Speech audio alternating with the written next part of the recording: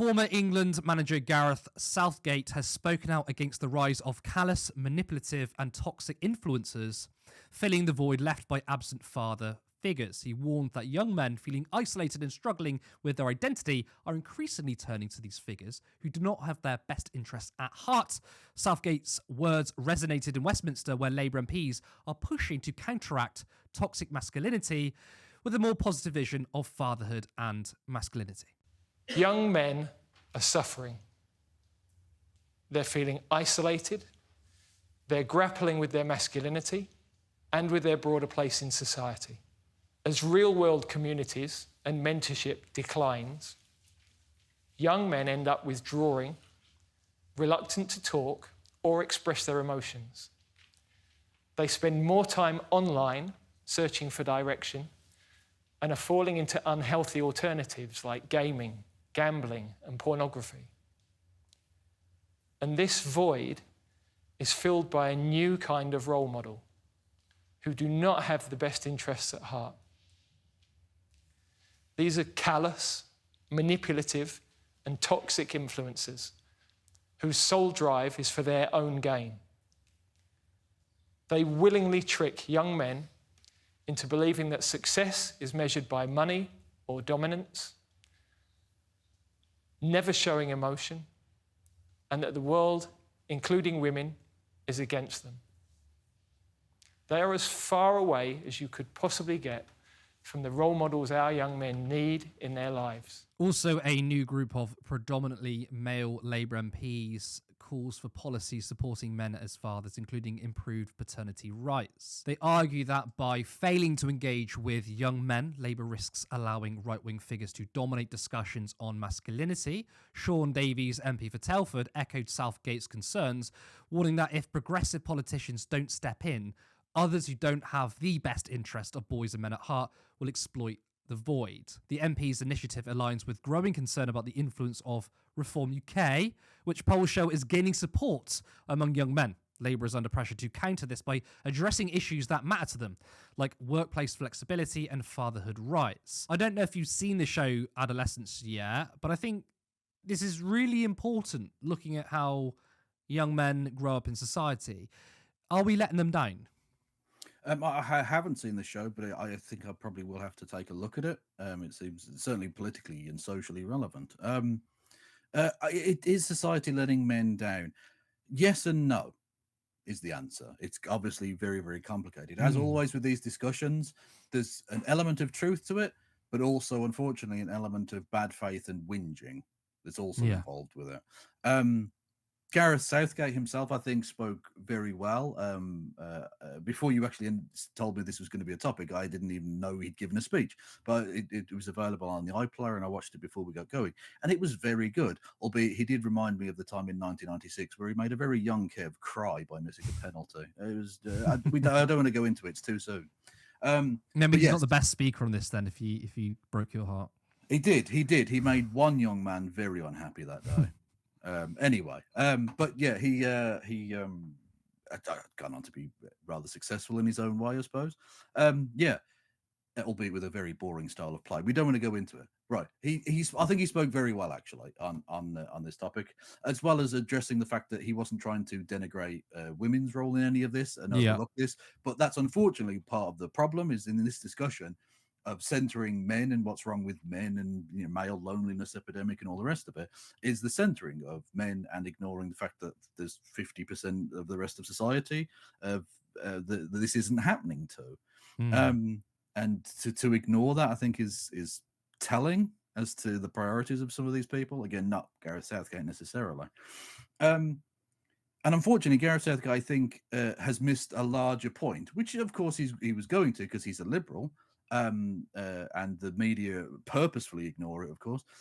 He quoted the Centre for Social Justice, a think tank, which, even though it has a nice name, was co-founded by Ian Duncan Smith, a man who did more damage even than the Labour cuts to benefits are going to during his time as head of the DWP. A genuinely ghoulish man, an evil human being with the blood of hundreds of thousands of people on his hands. He quoted them saying there was a fatherlessness epidemic, whilst ignoring the fact that The very things that he praised in aid, things like the cut in community centres and things like that, were done by Ian Duncan Smith and the Conservative government. The fact that one of the major factors in fatherlessness is the increased level of incarceration and repeat incarceration in prisons and the ballooning prison population, again done by Ian Duncan Smith and the neoliberal conservative agenda over the course of the last 40 years. So the very people who are trying to sell you this narrative are the very people who created the problems that underpin these problems to begin with. I'm really glad you brought up that point, because I agree that Gareth Southgate is coming from a good place and these contributions are important. We do need to look at culture, but the big thing that's missing is the material. Of course, you can say, well, young men growing up without men could be an issue, and of course, it is an issue. But there are young girls that grow up without their fathers too, and without their mothers. But how many young girls are stabbing people? It's a little different. I think that the political right weaponize young men, and I do think that maybe progressives need to, even though it's not true, by the way, it's what they paint of us, but the left may need to be a bit louder to say, no, we care about young men, of course. But the link between Gareth Southgate and Ian Duncan Smith is a perfect sort of encapsulation of liberal politics, which is, we need to be speaking in better language, but also we're not going to improve your material conditions. And that is the root cause for a lot of things. When people get into reactionary politics and people go down a very dark path, a lot of it is down to their material conditions as well. And I don't think we're going to solve this issue. And obviously, it's a society-wide issue. You can't just say, let's sort out young men and then we'll move on to something else. It all sort of works together. You can't do it without looking at the material conditions, can you? Yeah, exactly. Yeah. Fundamentally, the way in which you end people's gravitation towards demagoguery, whether that be fascists or incels or religious extremists or whatever, is ultimately to cut down on poverty. Poverty is the number one driving cause of crime and the number one driving cause of becoming an extremist. Okay. So whether they necessarily gravitate towards Andrew Tate or whoever, these people are doing it from a position of not necessarily just poverty, because they're not necessarily that every single person is poor. There are a lot of quite middle class. No, you're right. Yeah, but I think, but it's a lack of opportunity. Yes, which is ultimately the point. It's a frustration that they know that fundamentally the society they're in doesn't give a shit about them. It's, to use the Marxist phrase, capitalist alienation. In essence, it's that you're just a cog in a machine, and not even a cog in a machine that's guaranteed a fucking job or anything. Like, you're literally just a tool to be picked up and used by Jeff Bezos or Elon Musk or whoever, and then discarded. That leads to a warped way of operating in that society, and people will be drawn towards extreme people with extreme solutions. And however good and nice the words are of people like Gareth Southgate about the way in which these are toxic influences and are bad, for society at large and for the men themselves, and of themselves taking advantage of those very men.